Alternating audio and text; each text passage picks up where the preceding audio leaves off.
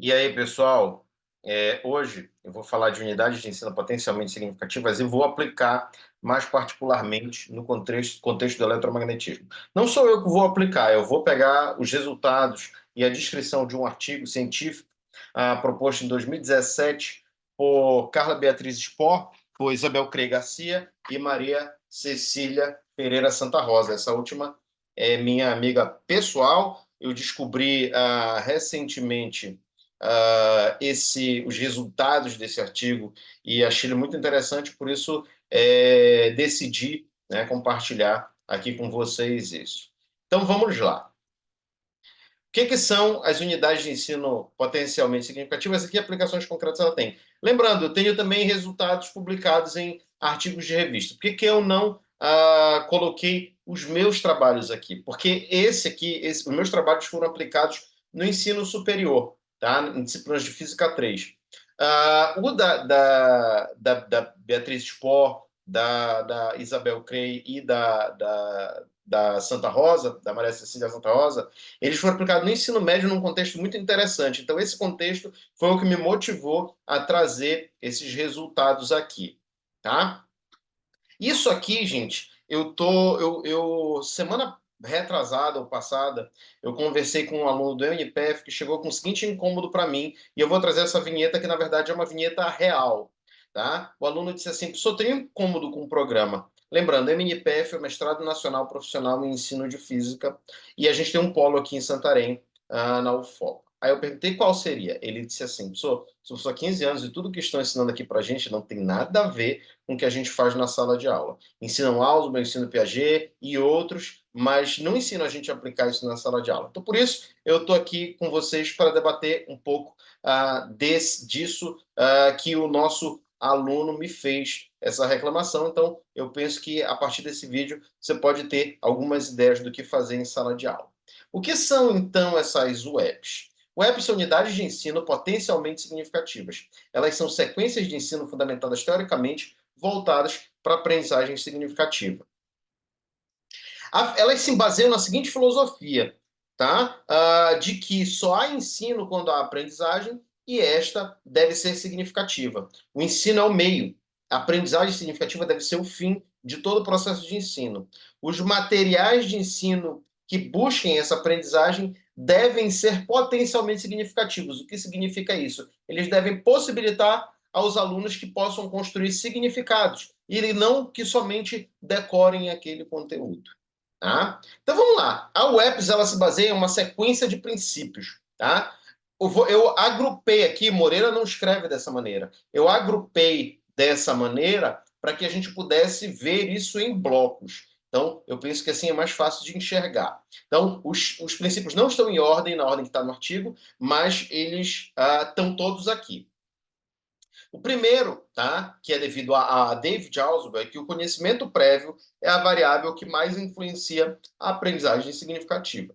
O segundo, que é novaquiano e é decorrente, ou seja, de Joseph Novak, e é decorrente da teoria da aprendizagem significativa, da qual ele foi coautor, é o de que a integração de pensamentos, sentimentos e ação é construtiva e positiva quando a gente aprende significativamente. Então a gente se sente engrandecido nesse processo. Outra coisa é a responsabilidade. A decisão por aprender significativamente ou não é do aluno. Se o aluno não quiser aprender significativamente, quiser decorar tudo, ele vai decorar tudo. E os organizadores prévios, que são aqueles instrumentos que Ausubel formulou na sua teoria clássica da aprendizagem significativa, que são aqueles instrumentos que ligam a um conhecimento prévio muito amplo a algo um pouco mais específico, que é o que deve ser conhecido para uma determinada tarefa de aprendizagem, eles podem mostrar as relações entre os conhecimentos novos e os conhecimentos prévios. Ainda, no campo da aprendizagem significativa, é preciso que a gente use os princípios programáticos da organização do ensino, tá? Que são a diferenciação progressiva, que é ensinado mais geral ao mais particular, a reconciliação integrativa, que é você destacar semelhanças e diferenças entre as diversas instâncias desse conteúdo, não é só você descer numa linha reta em uma escala de hierarquia de generalidade, mas você estabelecer essas pontes de maneira a formar uma estrutura de conhecimentos, e a consolidação, que é a insistência na mestria de um determinado conhecimento antes que você passe para a próxima etapa de ensino, tá? A avaliação da aprendizagem deve ser feita em busca de evidências. A interação social e a linguagem são fundamentais para a captação de significados, o que é um princípio gowiniano, tá? de Bob Gowen. Para Bob Gowen, ainda, que é um dos também colaboradores da construção da teoria da aprendizagem significativa, um episódio de ensino é uma relação entre aluno, docente e materiais educativos, visando a captação e compartilhamento de significados. E nesse sentido, já que a relação é triádica, aluno, docente, material significativo, o computador pode entrar como um quarto elemento que é mais do que quando ele é mais do que um material de educação, tá? Sobretudo quando ele é um mediador desses processos. No que tange à teoria dos campos conceituais, Moreira pega alguns princípios, tá, que estão vinculados à ideia de situação-problema. As situações, elas dão sentido a novos conceitos. As situações, lembrando nos dizeres de Vergniaud, elas são problemas, tarefas que são entendidas pelo sujeito como tal. Essas situações, portanto, elas podem despertar a intencionalidade para a aprendizagem significativa, aquela inclinação para você aprender significativamente, aquela intenção de aprender significativamente. Essas situações podem servir também como organizadores prévios, entre a ponte entre o que se sabe, o que se precisa saber para aprender alguma coisa. As situações propostas devem ser colocadas em nível crescente de complexidade, ou seja, elas têm que ficar cada vez mais complexas. E é importante que o professor utilize de atos de mediação para o ensino. O que é isso? É propor situações que estejam dentro aí da zona de desenvolvimento proximal do estudante, aquilo que ele consegue fazer com a sua ajuda ou de um parceiro mais capaz e aquilo que ele consegue fazer sozinho, é organizar o ensino e avaliar a captação de significados. Tá? Além disso, né, Moreira lança a mão de um dos princípios da teoria dos modelos mentais, de que os alunos devem construir modelos mentais na memória de trabalho para resolver situações novas. Esses princípios devem estar em todos os momentos das webs. Tá certo, gente? E como você pode ver, eles são princípios que se enquadram numa filosofia construtivista.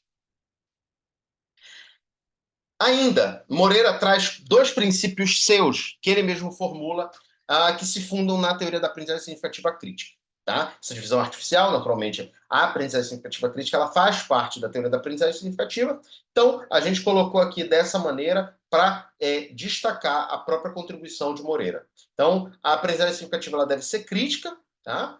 A aprendizagem significativa crítica é estimulada pelo questionamento, pela diversidade de materiais e estratégias de instrução, não só o livro didático é importante, mas não só ele. O questionamento, a resposta é importante, mas o questionamento é mais. Então, bem como ensino centrado no aluno e pelo abandono da narrativa. Então, aquele ensino só centrado na narrativa, embora nós estejamos fazendo isso nesse momento, é um ato de comunicação eficaz, mas muitas vezes para o aluno que está na sala de aula não é tão interessante. Você está vindo aqui no YouTube, está com interesse de saber o que é webs, né? Então, tá tranquilo, você vai se focar na narrativa e vai tentar aprender significativamente. Mas muitas vezes a narrativa é alguma coisa que é a problemática, que é linear, tá? Que não transforma, não mostra a natureza do conhecimento.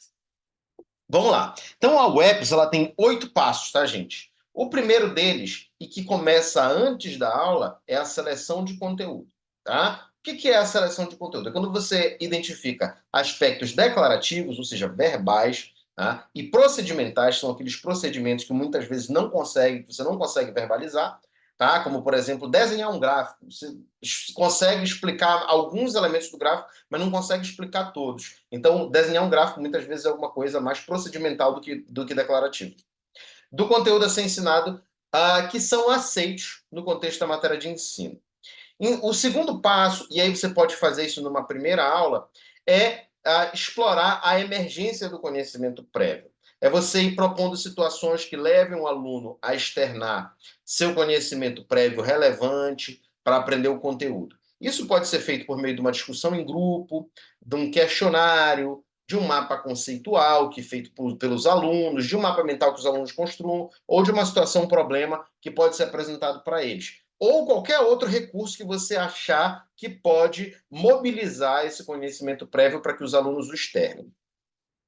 Aí o passo 3, que pode ser ainda no final da primeira aula ou numa segunda aula, tá? Você problematiza esse conhecimento prévio apresentado. Então, você começa a propor situações de problemas introdutórias que levem em conta o conhecimento prévio do aluno e facilitem a introdução do conteúdo que você vai ensinar.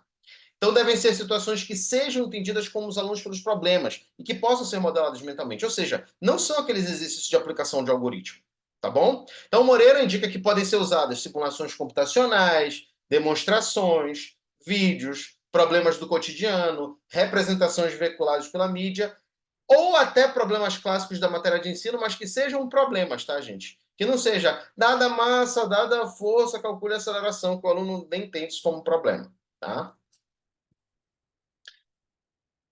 No passo 4, que pode ser numa segunda ou numa terceira aula, dependendo de como você trabalhou aí, né, os passos iniciais. Lembrando, não é um passo ou uma aula, é um passo da UEPS, e a UEPS ela é organizada numa quantidade de aulas, que pode ser maior do que os números de passos ou menor, dependendo do quanto você precisa para cada etapa, tá bom? Então, ó, no quarto passo, que é a diferenciação progressiva, você pode apresentar o conhecimento, começando por aspectos mais gerais e inclusivos, para dar uma visão do todo, e na sequência ir exemplificando e apresentando aspectos específicos. Moreira enumera a exposição oral, tá? Seguida de atividade colaborativa em pequenos grupos, finalizada com uma atividade de apresentação ou discussão em grande grupo, como possibilidade de implementação do passo. Então, você dá uma aulinha ali, apresenta um texto, apresenta um vídeo, alguma coisa dessa natureza, e depois passa um problema, tá? Para que haja uma discussão em grande grupo ou, né, uma apresentação por parte dos alunos. Tá? A reconciliação integrativa é o quinto passo. Então, em uma nova apresentação, retomam-se os aspectos mais gerais do conteúdo, estruturantes do conteúdo ensinado, em um nível de complexidade maior. Então, também destacam-se as semelhanças e diferenças entre os conteúdos já ensinados, bem como são propostos novos exemplos e situações de problema. Moreira sugere uma nova apresentação oral, ou uma nova apresentação de um texto, ou até o mesmo uso de um recurso computacional, que é seguida por uma atividade colaborativa, tal como a construção de um mapa conceitual, a construção de um diagrama V, a realização de experimento de laboratório ou a construção de pequenos projetos. Não importa a metodologia que você vai usar, tá? Ou o método que você vai usar, o método de ensino. O que importa é que você facilite a negociação de significados e a mediação docente e o estabelecimento dessas pontes de conteúdo entre os conceitos diferentes que foram ensinados. E, por último, uma etapa que eu denominei em um artigo mais recente, do ano de 2021, de diferenciação integrativa. O Moreira fala que no sexto passo você tem que fazer nova diferenciação progressiva numa perspectiva de reconciliação integradora. Então eu chamei isso de diferenciação integrativa, como se fosse uma síntese desses dois princípios. Então você realiza uma nova diferenciação progressiva, mais de uma perspectiva integrativa ou integradora, como você queira, tá? E o que significa isso? Você busca os aspectos mais relevantes e destaca semelhanças e diferenças nos conceitos na medida em que você vai apresentando, né, esses aspectos mais relevantes. Então, Moreira afirma que a gente pode usar os mesmos recursos das etapas 4 e 5 de diferenciação progressiva e reconciliação integradora, tá, que são citados anteriormente. O que importa, gente, novamente, é a negociação de significados entre alunos e professor, ou entre alunos e alunos, e também a mediação docente nesse processo. Tá? Por último, tá, gente? Ou melhor, penúltimo passo, que é o sétimo passo, é prevista uma avaliação somativa. O que é isso? Ao longo da UEPS, a gente vai fazendo uma avaliação processual ao longo do processo. A gente vai propondo atividades para os alunos e vai avaliando eles com isso. Isso é a avaliação formativa, tá certo? Então, essa avaliação formativa ela vai buscando por evidências de aprendizagem significativa. Mas é importante que você preveja um momento de avaliação somativa individual. Tá? Esse processo ele deve envolver situações que impliquem compreensão, evidenciem captação de significados e, na melhor das hipóteses, também uma capacidade de transferência, de levar de um domínio para o outro ou, né, no mesmo conteúdo em um nível mais complexo de pensamento. Então, Moreira afirma que deve haver igualdade de pesos entre avaliação formativa e somativa. E, por último, você faz a avaliação das UEPs. A avaliação das UEPs é o oitavo passo, e aí você vai vendo, a partir dessas evidências, se houve captação de significado, compreensão, capacidade de explicação, aplicação do conhecimento para a resolução de problemas. Na verdade, né, devem ser enfatizadas as evidências de domínio de um campo conceitual e não meramente, tá, comportamentos finais. Tá certo, gente? Dito isso, Moreira ainda traz alguns aspectos transversais que vão atravessando todos os espaços das webs, que é a diversidade de materiais e estratégias de ensino, o privilégio do questionamento em relação às respostas prontas, evitar aquele famoso efeito Topázio lá da didática da matemática, o estímulo ao diálogo e à crítica, tá certo? A proposição de situações, problemas pelos próprios alunos e o uso de atividades individuais em certos momentos, mas o privilégio pelas atividades colaborativas. Certo? Agora a gente vai passar para uma segunda parte em que a gente discute o artigo de Spor, Garcia e Santa Rosa, de 2007, que é intitulado Identificando a Evolução Conceitual no Ensino de Eletromagnetismo através de uma web baseada no sistema de som automotivo gerador de energia. Então, esse artigo ele foi publicado na revista Investigações em Ensino de Ciências, a IENSE, tá? No ano de 2017, no número 3, tá? No volume 22, número 3, de dezembro, tá bem? As autoras são do Rio Grande do Sul. Uma era na época da Unipampa, não sei se ela ainda se encontra lá, e duas eram da UFSM. Eu sei que a Maria Cecília ainda está lá, né? Porque tenho contato com ela. Então, vamos debater esse artigo. Tá? Bom, vamos lá. As autoras trazem algumas dificuldades a contornar no processo didático. A primeira delas é o tratamento do conteúdo com ênfase excessivamente matemática e desarticulada do contexto do estudante. Então, as aulas de física, em geral, elas são assim. Né? O professor fala sobre força, fala sobre campo, aí passa um exercício, né? Foca nos cálculos e o aluno fica a Deus dará, porque ele não consegue ver razão naquilo. Tá? Então, o objetivo delas foi planejar e executar uma webs por meio de acadêmicos de licenciatura que estavam numa prática de estágio, tá? E esses acadêmicos de licenciatura estavam vinculados ao curso de Ciências de Natureza e eles queriam ensinar conceitos de eletromagnetismo a alunos do ensino médio. Então, quais eram os objetivos específicos? Para alcançar esse objetivo de ensinar por meio de uma webs conceitos de eletromagnetismo, eles apresentaram uma sequência didática, identificaram conhecimentos prévios dos alunos e buscaram evidências de aprendizagem significativa. Vamos aqui, né, destacar também que o público-alvo dessa proposta foi o de alunos da rede pública, tá, que tinham baixo rendimento acadêmico e foram mobilizados pela coordenação regional de ensino lá do estado do Rio Grande do Sul, fizeram a aplicação dessa proposta no contraturno. Então, olha que legal, né? Então, para mim, esse que foi o grande diferencial desse artigo, foi mobilizar alunos com baixo rendimento acadêmico para mostrar que eles também são capazes de aprender significativamente um conteúdo. Tá? Então, elas usaram uma denominação que é de um outro trabalho da Spor, tá? Que é muito parecida com a nossa, que eu apresentei há pouco. Então, a primeira etapa é definição de conceitos, tá? Eu coloquei seleção de conteúdo, então são coisas que podem ser equiparadas. Investigação do conhecimento prévio eu chamei de emergência do conhecimento prévio. Elas chamam situações iniciais, elas chamam problematização do conhecimento prévio. Elas chamam diferenciação progressiva, a quarta etapa eu chamo de diferenciação progressiva também. A quinta elas chamam de complexidade, eu chamo de reconciliação integrativa, mas enfatizando que ocorre um aumento da complexidade. Aí a sexta elas entendem como uma reconciliação integrativa, eu entendo como os dois processos de acordo com o que Moreira falou. A sétima, a gente chama pelo mesmo nome, né? Só que eu chamo de avaliação somativa.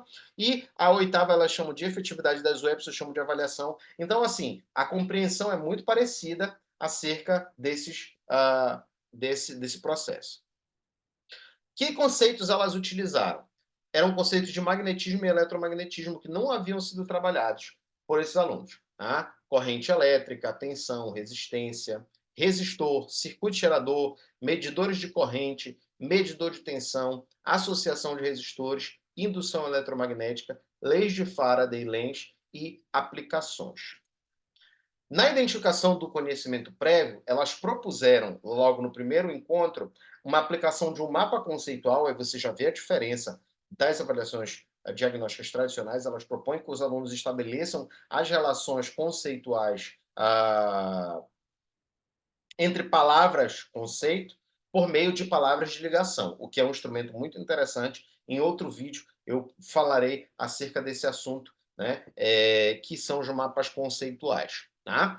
Questionários de pré-teste, que é uma coisa um pouco mais clássica, né? Então, perguntas relacionadas ao som automotivo. Mas é um instrumento mais tradicional, mas olha as perguntas que elas colocaram. Não eram perguntas gerais acerca de eletromagnetismo, eram perguntas que exigiam compreensão de eletromagnetismo para a explicação de certos processos. Então, os alunos naturalmente iriam ou tenderiam a trazer seu conhecimento prévio para o jogo. No terceiro passo, que são as situações iniciais, elas perguntaram como funciona o aparelho de som automotivo, como funciona o alto-falante, como funciona o microfone, porque elas tinham um dispositivo, também é narrado no trabalho de conclusão da SPOR, que é feito em dupla com um outro autor, cujo nome não me recordo agora. Nesse trabalho de conclusão, eles fazem um sistema, tá? É um trabalho para da engenharia mecânica. Tá? Eles fazem um sistema automotivo gerador, tá? Que aproveita a energia mecânica ali do alto-falante, tá? Para transformar isso em energia elétrica para carregar um determinado circuito com bateria. Tá? E adaptaram isso para uma finalidade didática. Tá? E aí elas perguntam: é possível transformar energia sonora em energia elétrica? É muito legal, né?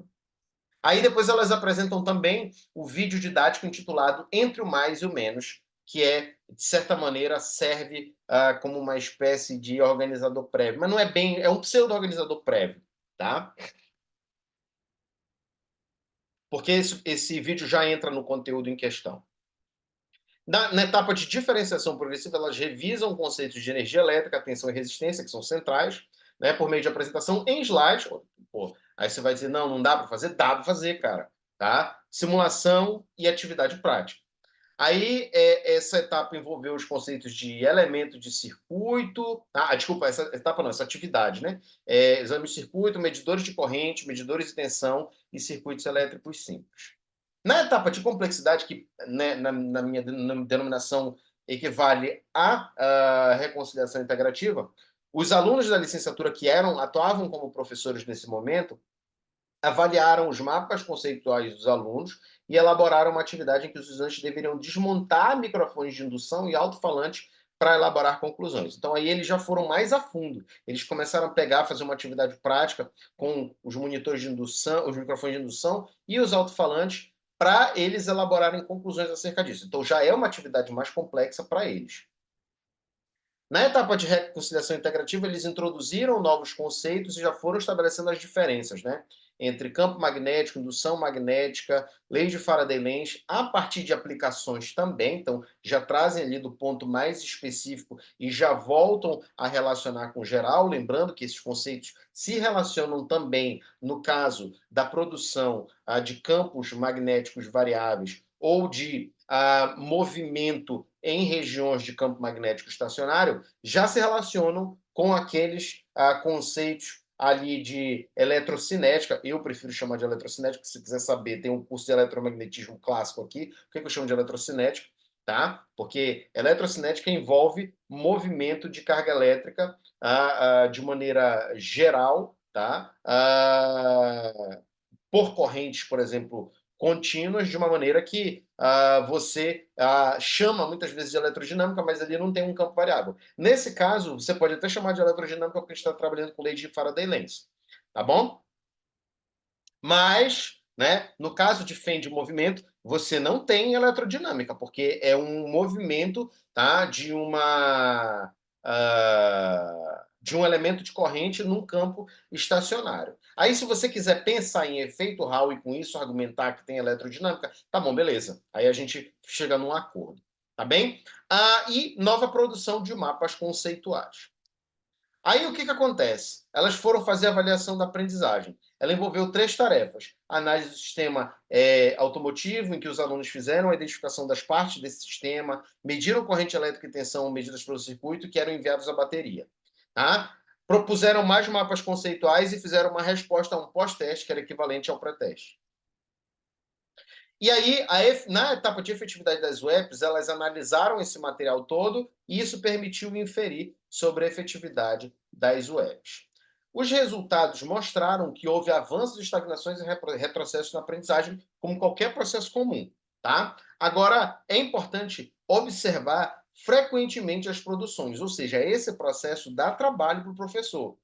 Tá? Então, muitas vezes é mais cômodo para a gente preparar a nossa aula tradicional, dar a aula e no final de 2 meses, 2 meses, passar a nossa prova, corrigir a prova e devolver para os alunos, né? E não ter nada acerca disso. Mas nesse processo de webs, e aí que está a dificuldade, mas eu convido você a experimentar essa dificuldade porque ela é relevante, é que você pode usar a avaliação, como diria Cipriano Lucchesi, como um elemento no qual você pode ensinar por meio de. Então, você pode ensinar por meio da avaliação, mostrar para os alunos quais foram os erros e a razão dos erros deles, de maneira que eles possam refletir acerca disso, tá? Lembrando, as atividades elas devem ser relevantes para os alunos.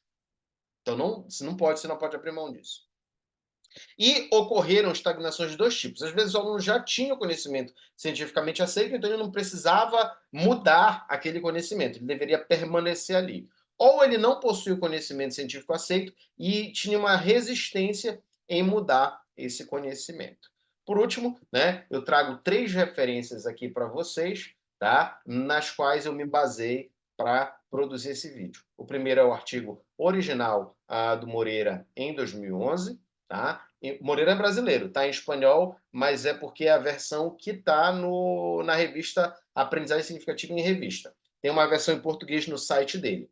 A minha tese de doutorado, tá, em que eu aplico unidades de ensino potencialmente significativas em eletromagnetismo na graduação, na época lá na Federal do Rio Grande do Sul, em uma turma aqui na UFOPA, tá? Então eu apliquei em 3 turmas, 2 no Rio Grande do Sul e uma na UFOPA, e o artigo de Spor, Garcia e Santa Rosa. Forte abraço, galera. Tudo de bom e até mais.